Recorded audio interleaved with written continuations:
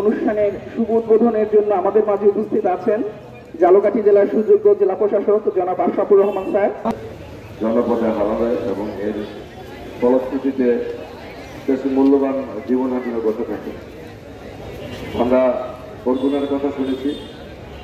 একটা জিনিস খেয়াল করেন, আশেপাশে এত জেলা থাকবে, বরগুনাই কেন এত বেশি মহামারী আকারে এই ডেঙ্গুটা ছড়িয়ে পড়লো?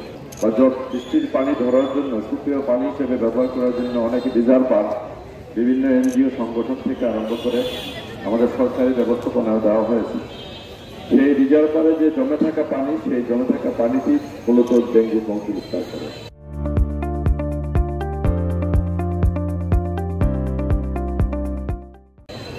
ওখান থেকেই ডেঙ্গু মহামারী আকারে বরগুনাতে ছড়িয়ে পড়ে। এর মধ্য দিয়ে পাশাপাশি যেরকম পানি জমে থাকে দীর্ঘ সময় ধরে এবং সেটা স্বচ্ছ পানি হয়, তাহলে সেখানেই ডেঙ্গুর বংশ বিস্তার হওয়ার সম্ভাবনা আছে। সুতরাং আজকে এই আমরা এখানে যে আশেপাশে যে জমে থাকা পানি, সেই জমে থাকা পানি যেন স্থির থাকতে না পারে, এটা যেন চলমান পানির প্রবাহের সাথে যুক্ত হয়, অথবা সেই পানিটাকে যদি অপসারণ করতে পারি, তাহলে আমরা এই ডেঙ্গুর প্রকোপ থেকে, প্রাদুর্ভাব থেকে রক্ষা পাবো। মাইন্ড, বডি, মেডিসিন, এই তিনটার সমন্বয়ে যে কোনো রোগকে আমরা দূরে রাখতে পারি, প্রতিরোধ করতে পারি। তা আসলে আবহাওয়া খুব বিপজ্জনক অবস্থায় আছে।